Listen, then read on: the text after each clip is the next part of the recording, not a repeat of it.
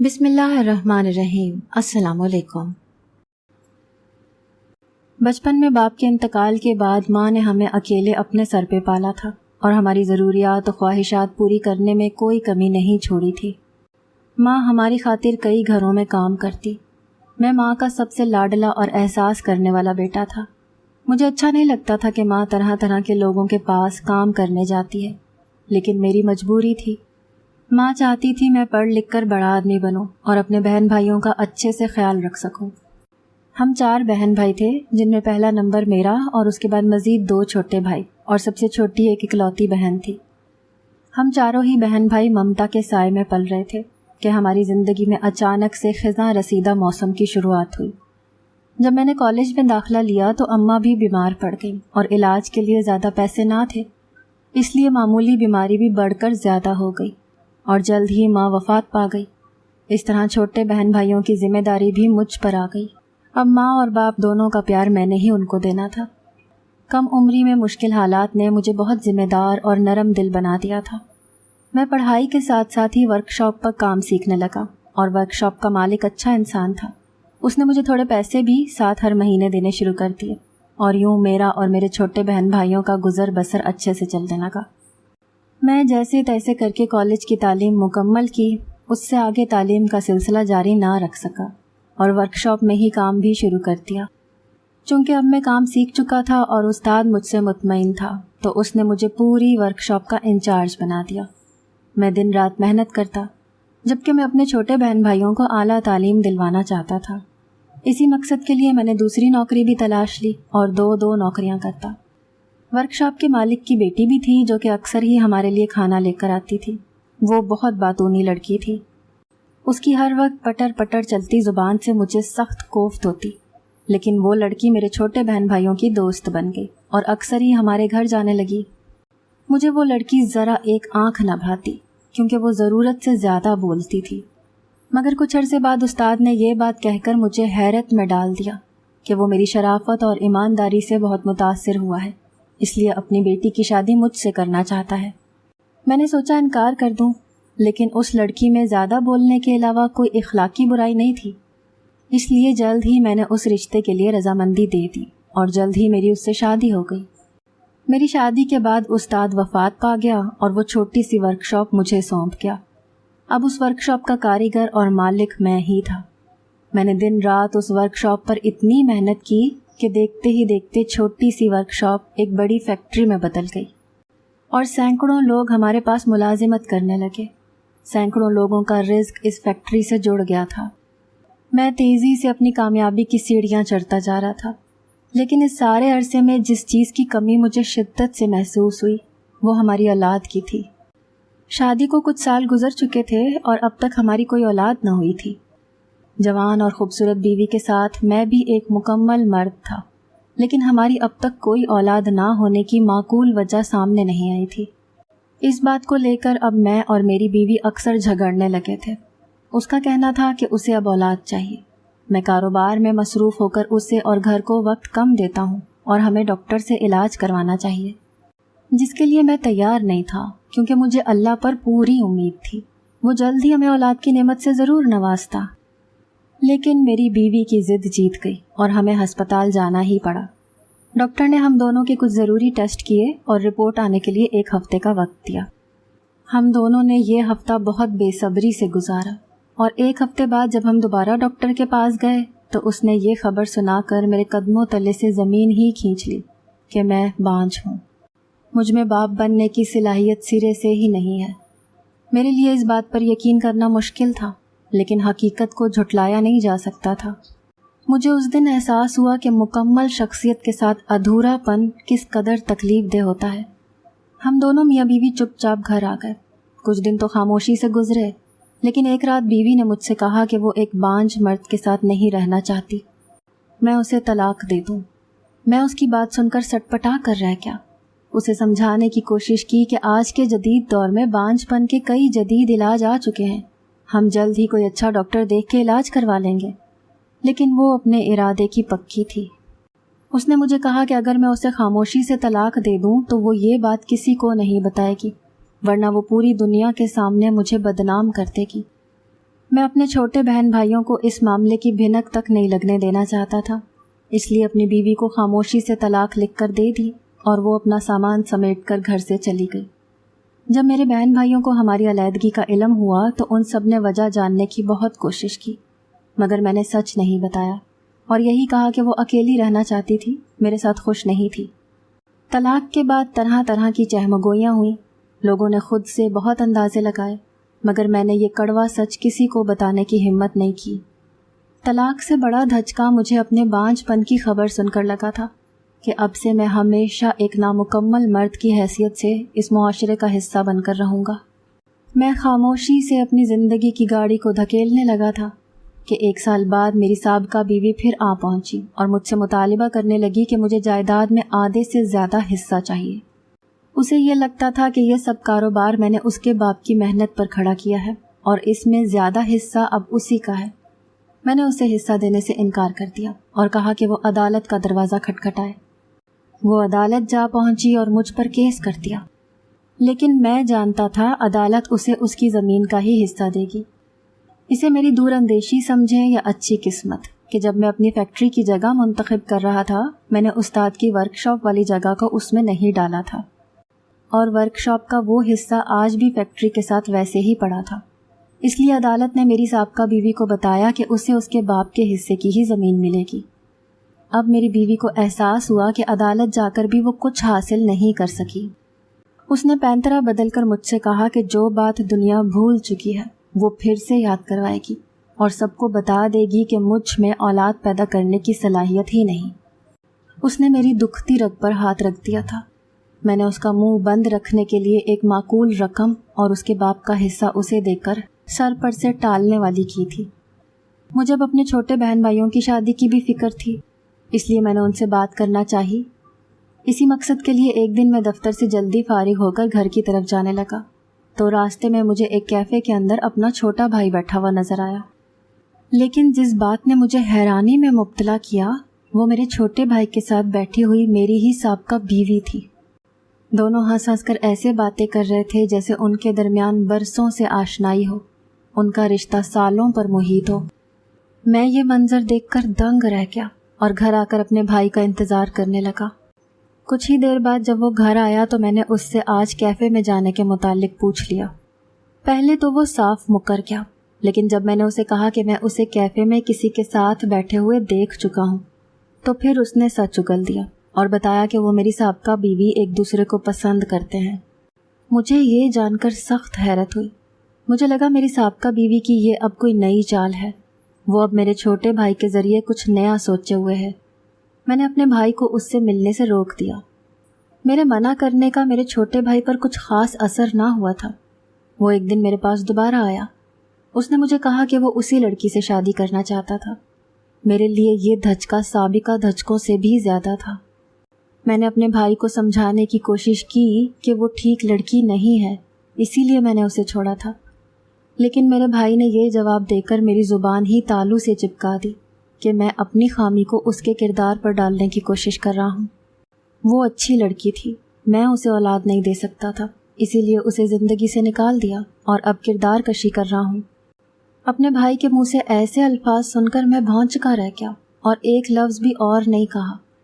لیکن کچھ ہی دن بعد مجھے خبر ملی کہ میرا بھائی میری ہی طلاق یافتہ بیوی سے نکاح کر چکا ہے۔ میرے لیے یہ خبر یقین کرنے کے قابل نہیں تھی اور میں بالکل خاموش رہ گیا تھا۔ دونوں نکاح کر کے ایک ساتھ رہ رہے ہیں۔ یہ خبر سن کر میرے چھوٹے 2 بہن بھائیوں کو بھی یقین نہ آیا، لیکن حقیقت کو بدلا نہیں جا سکتا تھا۔ کچھ ہی عرصے بعد میرے چھوٹے بہن بھائیوں نے بھی اپنی تعلیم مکمل کر لی اور ان دونوں کی بھی شادی ہو گئی۔ میں زندگی میں تنہا رہ گیا۔ میرا تیسرا بھائی بھی میرے ساتھ کاروبار میں شامل تھا اور وہی سب کچھ سنبھالتا تھا۔ البتہ یہ سب کچھ ابھی تک میں نے اپنے نام سے منتقل نہیں کیا تھا۔ مجھے اب زندگی اکیلے جینے کی عادت ہو گئی تھی۔ میں اب کسی عورت کے ساتھ کا خواہش مند نہیں رہا تھا، لیکن پھر بھی کبھی کبھی ایک وفادار ہمسفر کی کمی محسوس ہوتی تھی۔ میں اکیلا گھومتا پھرتا اور زندگی کو بھرپور طریقے سے گزارنے کی کوشش کرتا۔ ایک مرتبہ میں دفتری کام کے سلسلے میں دوسرے شہر سے باہر گیا ہوا تھا اور واپسی رات دیر سے ہوئی۔ رات کے وقت سنسان سڑک پر جب میں اپنی ہی سوچ میں گم گاڑی چلا رہا تھا تو اچانک میری گاڑی کے سامنے ایک لڑکی آ گئی۔ میں نے بر وقت بریک نہ لگا دی ہوتی تو لڑکی گاڑی تلے کچلے جانے کے امکانات تھے۔ میں نے گاڑی سے اتر کر دیکھا تو انجان لڑکی زخمی حالت میں سڑک پر بے ہوش پڑی تھی۔ میں اسے اٹھا کر ہسپتال لے گیا اور وہاں اس کا علاج شروع ہوا۔ جب اس کی حالت کچھ بہتر ہوئی تو میں احساس مروت میں اسے اپنے ہی گھر لے آیا، کیونکہ فی الحال اس کا کوئی دوسرا ٹھکانہ نہیں تھا۔ میں نے اس سے ایک دن اس کے گھر اور خاندان کے بارے میں پوچھا تو اس نے مجھے بتایا کہ اس کا اس دنیا میں کوئی نہیں ہے۔ میں اس کی بات سن کر پریشان ہو گیا، کیونکہ میں اپنے گھر میں اپنے چھوٹے بھائی کے ساتھ اکیلا رہتا تھا اور ایک لڑکی کو زیادہ عرصہ اپنے ساتھ نہیں رکھ سکتا تھا۔ میرے لیے یہ بہت بڑی مصیبت بن سکتی تھی۔ میں نے اپنی بہن کو بلا کر اس سے مشورہ کرنا چاہا تو اس نے مجھے یہ کہہ کر چپ کروا دیا کہ مجھے اس لڑکی سے شادی کر لینی چاہیے، کیونکہ ویسے بھی میں اکیلا ہوں۔ یہ لڑکی گھر بھی سنبھالے گی، اسے بھی سہارا مل جائے گا اور میری زندگی میں بھی ہم سفر کی کمی پوری ہو جائے گی۔ میں اپنی بہن کی بات سن کر سٹپٹا گیا، کیونکہ میں پہلی شادی کی ناکامی کے بعد دوسری مرتبہ شادی نہیں کرنا چاہتا تھا، کیونکہ اگر اس مرتبہ بھی میری بیوی کو پتہ چل گیا کہ مجھ میں اولاد دینے کی صلاحیت نہیں ہے تو تماشا بن کر رہ جائے گا۔ میں نے فوراً اپنی بہن کی بات کی نفی کرتے ہوئے اس لڑکی کو گھر سے نکل جانے کا کہا، مگر وہ جانے کو تیار نہیں تھی۔ وہ میری منت سماجت کرنے لگی کہ وہ میری اچھائی سے بہت متاثر ہوئی ہے، دنیا میں اس کا کوئی دوسرا ٹھکانہ نہیں ہے، اسی لیے میں اس سے نکاح کر کے اسے سہارا دے دوں۔ اس لڑکی کی جذباتی گفتگو سے میرا دل نرم پڑ گیا اور میں نے اس سے شادی کا فیصلہ کر لیا۔ یوں ایک شام سادگی سے چند قریبی لوگوں کے درمیان ہمارا نکاح ہو گیا۔ نکاح کے بعد میری زندگی میں خوشگوار تبدیلی رونما ہوئی۔ میری بیوی ہر وقت میرے حکم کی تعمیل کے لیے تیار ہوتی اور ہم دونوں ایک دوسرے کے ساتھ بہت خوش تھے۔ آہستہ آہستہ مجھے بھی اس سے محبت ہونے لگی تھی۔ میں اس کی خوبیوں کا قائل ہو چکا تھا۔ وہ مجھے دل سے چاہتی تھی اور ہمیشہ میری سچی فکر کرتی تھی۔ میں بھی اپنے اور اس کے رشتے کو دل سے قبول کر چکا تھا۔ البتہ میں یہ جانتا تھا کہ میں اسے اولاد کی خوشی کبھی نہیں دے سکوں گا، اس لیے یہ سوچ کبھی کبھی اداس کر دیتی تھی۔ لیکن میں ہر ممکنہ کوشش کر رہا تھا کہ یہ سچ ہمیشہ اپنی بیوی سے چھپائے رکھوں۔ ایک روز میں دفتر میں بیٹھا اپنا کچھ ضروری کام نمٹا رہا تھا کہ گھر سے فون آیا کہ ایمرجنسی ہے اور مجھے گھر آنا ہوگا۔ میں بھاگم بھاگ گھر پہنچا تو میری بیوی کی طبیعت سخت خراب تھی اور وہ چہرے سے سخت بیمار نظر آتی تھی۔ اس کے چہرے پر ہمیشہ جو تر و تازگی اور شادانی چھائی نظر آتی تھی، آج وہ کہیں نہیں تھی۔ میں اسے لے کر جب ہسپتال پہنچا تو ڈاکٹر نے فوری طور پر کچھ ٹیسٹ لکھے۔ میں نے دیکھا تو یہ پریگنینسی ٹیسٹ تھے، لیکن میں نے اپنے دل کو تسلی دی کہ ڈاکٹر شک کی بنیاد پر بھی یہ سب کرتے ہیں تو کرنے دیتے ہیں، کیونکہ حقیقت تو صرف میں ہی جانتا تھا۔ ٹیسٹ کروانے کے بعد ہم دونوں باہر بیٹھے رپورٹ ملنے کا انتظار کر رہے تھے کہ مجھے ڈاکٹر کی پرجوش آواز سنائی دی کہ میری بیوی حاملہ ہے۔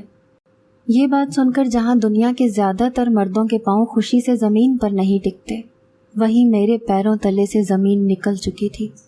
مجھے لگا ڈاکٹر ضرور کسی غلط فہمی میں مبتلا ہو گئی ہے۔ میں اپنی بیوی کو وہاں سے فوراً ایک اور ہسپتال لے کر گیا اور وہاں بھی اس کے یہی ٹیسٹ دوبارہ کروائے تو ڈاکٹر نے حاملہ ہونے کی تصدیق کر دی۔ اب شک و شبے کی کوئی گنجائش نہیں بچی تھی اور میرے لیے یقین کرنا ناممکن ہو گیا تھا۔ میں نے اپنی بیوی کے سامنے خود پر کنٹرول رکھا اور اسے کچھ نہ بتایا، لیکن میرا اپنا ذہنی سکون ختم ہو چکا تھا۔ مجھے دن رات عجیب طرح کے خیالات آتے تھے۔ مجھے یقین تھا یہ بچہ میرا نہیں ہے اور میری بیوی ضرور کسی اور کا گناہ میرے سر پر ڈال رہی ہے۔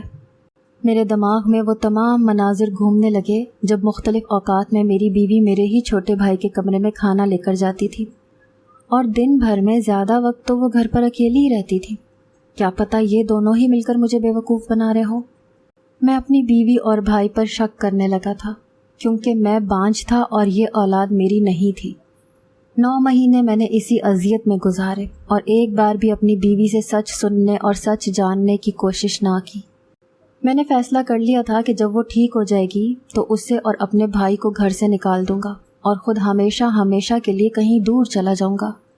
9 مہینے ایک ذہنی اذیت میں گزارنے کے بعد بالآخر میری بیوی نے ایک صحت مند بیٹے کو جنم دیا، لیکن میں نے ہسپتال کا رخ نہ کیا اور نہ ہی بیٹے کو دیکھنے میں دلچسپی ظاہر کی، مگر میرے بھائی کا بڑھ چڑھ کر ہر کام میں حصہ لینا مجھے یقین دلا چکا تھا کہ براہ راست اس بچے سے اس کا کوئی تعلق ضرور ہے۔ میں راتوں کو دیر سے گھر جاتا کیونکہ میں بچہ دیکھنا ہی نہیں چاہتا تھا۔ میں اپنے دل کا بوجھ کسی سے ہلکا نہیں کر سکتا تھا۔ ایک مسلسل آگ تھی جو میرے دل میں جل رہی تھی۔ ایک شام میں اپنے دفتر میں بیٹھا تھا کہ میرا ایک دوست وہاں آیا۔ یہ میرے بچپن کا دوست تھا۔ اسے دیکھ کر نہ جانے میرے دل میں یہ خیال کیوں کر آیا کہ میں اس کے آگے اپنے دل کی بات کہوں۔ میں نے ایسا ہی کیا اور اسے اپنی پہلی شادی سے لے کر اب تک کی ساری رام کتھا سنا ڈالی۔ اس نے چند لمحے سوچنے کے بعد کہا کہ تمہیں عجیب نہیں لگتا کہ ایک عورت تمہاری زندگی میں اتنی اچانک سے شامل ہوئی، پھر تم سے شادی کی اور آج تمہارے بچے کی ماں ہونے کا دعویٰ کرتی ہے، جبکہ ایسا ممکن نہیں۔ میرے دوست کی اس بات نے میری سوچ کا رخ ہی بدل ڈالا۔ میں نے سوچا کہ میں ناحق اپنے بھائی پر شک کرتا رہا، کیوں نہ اس بچے کا DNA ٹیسٹ کروا کر سب سچائی جان لوں، پھر دودھ کا دودھ اور پانی کا پانی ہو جائے گا۔ اس رات میں نے گھر جا کر اپنی بیوی کے سونے کا انتظار کیا۔ جب وہ سو گئی تو بچہ چھپکے سے اٹھا کر ہسپتال لے آیا۔ میں اسی ہسپتال میں ایک مرتبہ پھر آ گیا جہاں میں اپنی سابقہ بیوی کے ساتھ آ چکا تھا۔ ڈاکٹر نے میرے کہنے پر میرے اور بچے کے DNA ٹیسٹ کیے اور مجھ سے کہا کہ کچھ دن بعد رپورٹس آ کر لے جاؤں۔ میں بچہ لے کر واپس گھر آ گیا اور بے صبری سے رپورٹ کا انتظار کرنے لگا، جو مجھے ایک ہفتے بعد ملی تو میں جلدی ہسپتال پہنچا۔ جب ڈاکٹر نے رپورٹ نکال کر میرے سامنے رکھی اور مجھے بتایا کہ وہ میرا ہی بچہ ہے تو میرے پیروں تلے سے زمین نکل گئی۔ میں نے ڈاکٹر سے کہا کہ ایسا کیسے ہو سکتا ہے جبکہ میں تو بانجھ ہوں، تو مجھے میری بیوی کی آواز سنائی دی۔ اس نے کہا کہ میں جانتی تھی کہ آپ یہی سوال پوچھیں گے، اسی لیے آج میں آپ کو ساری سچائی بتانے آئی ہوں۔ میں اپنی بیوی کو دیکھ کر شاک رہ گیا تھا کہ وہ اس سارے معاملے کو کیسے جانتی ہے۔ دھیرے دھیرے اس نے مجھے سب کچھ بتانا شروع کیا، جسے سن کر میں تو بالکل ہی معوف ہو گیا۔ کوئی بھی ہوش مند انسان اس سچائی پر یقین نہیں کر سکتا تھا۔ میری بیوی نے اس راز پر سے پردہ ہٹایا کہ جب میں پہلی مرتبہ اپنی بیوی کے ساتھ ہسپتال میں آیا تھا تو ہم دونوں کی ٹیسٹ رپورٹ بدل دی گئی تھی۔ میری سابقہ بیوی نے بہت ہوشیاری سے ڈاکٹر کو کہہ کر رپورٹ بدل کر مجھے بانجھ قرار دے دیا۔ اس نے یہ سب کچھ میرے بھائی کے کہنے پر کیا تھا۔ میں نے اپنی بیوی سے پوچھا کہ تم یہ ساری حقیقت کیسے جانتی ہو؟ اس نے مجھے بتایا کہ وہ اسی ہسپتال میں ایک نرس اور میری سابقہ بیوی کی دوست ہے۔ وہ اول روز سے ہی پیسے کی خاطر اس منصوبے کا حصہ بنی تھی، مگر بعد میں جب اسے اپنی غلطی کا احساس ہوا تو اس نے سب کچھ چھوڑ دیا۔ مجھے اب تک سمجھ نہیں آئی تھی۔ میری بیوی نے یہ ساری سچائی مجھے بتائی۔ اس نے مجھے بتایا کہ وہ مجھ پر کافی عرصے سے نظر رکھے ہوئے تھی اور میری نیک نیتی سے متاثر ہو کر میری زندگی میں سوچے سمجھے منصوبے سے شامل ہوئی تھی اور پھر مجھ سے شادی کر دی۔ مجھے اب اس کی بات پر زیادہ یقین نہیں آ رہا تھا۔ میں اپنے بچے کو اٹھا کر ایک دوسرے شہر لے گیا اور وہاں سے دوبارہ سے DNA ٹیسٹ کروایا، جس کی رپورٹ کے بعد یہ معمہ حل ہو گیا تھا کہ وہ بچہ میرا ہی ہے اور میں ہی اس بچے کا اصلی باپ ہوں۔ کچھ عرصے کی ناراضگی کے بعد میں نے ایک دن اپنی بیوی سے پوچھا کہ تمہاری سہیلی نے یہ سب کیوں کیا؟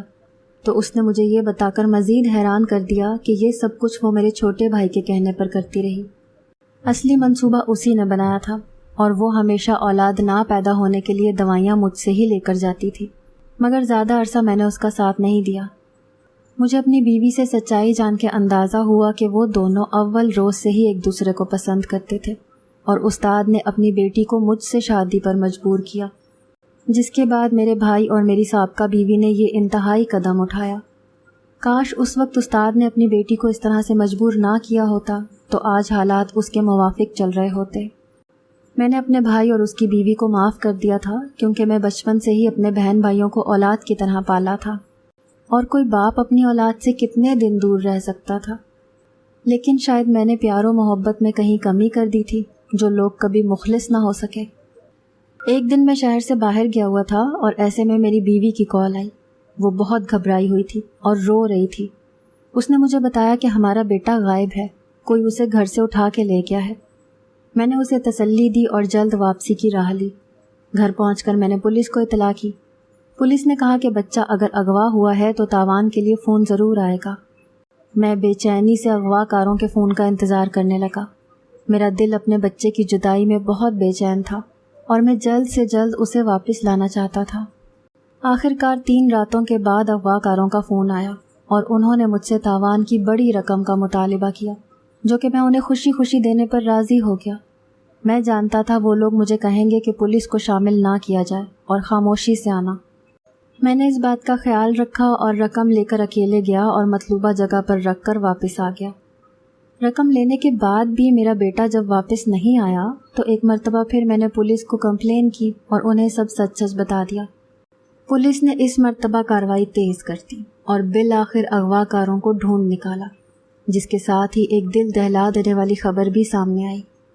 پولیس میرا بچہ تو صحیح سلامت مجھ تک لے آئی تھی، لیکن ساتھ میرے دونوں بھائیوں کی لاشیں بھی برآمد ہوئیں، جنہیں دیکھ کر مجھے لگا کہ میرا دل پھٹ گیا اور آسمان میرے سر پر گر گیا۔